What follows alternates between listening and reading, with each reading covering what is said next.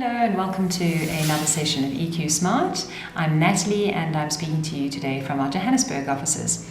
And I'd like to continue our discussion into brain health by discussing the benefits of sleep. So experts say it's important for us to get 7 to 8 hours of sleep a night.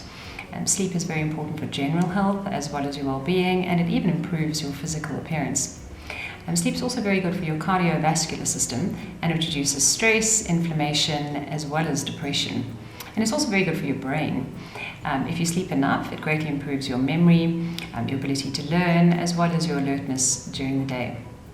So sleep happens in 4 stages, and we go from stage 1 to stage 2 to stage 3, and then into REM sleep, which is known as rapid eye movement sleep, and it's where we do our dreaming. And this happens in a cyclical pattern. So we go from 1 to 2 to 3 into REM, and then all the way back up into stage 1. And we even have periods of wakefulness throughout the stages and also as we move around in our sleep at night.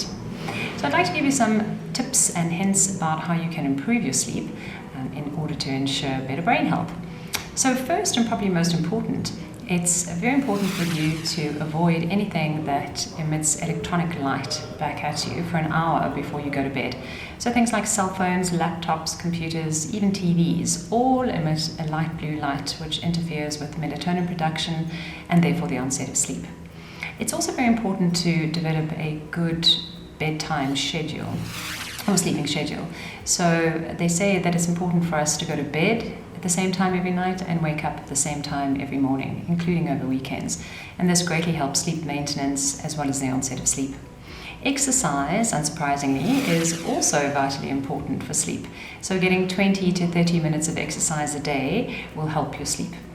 It's important to remember never to exercise vigorously 3 hours before you go to bed, as exercise increases the heart rate and therefore also your states of alertness.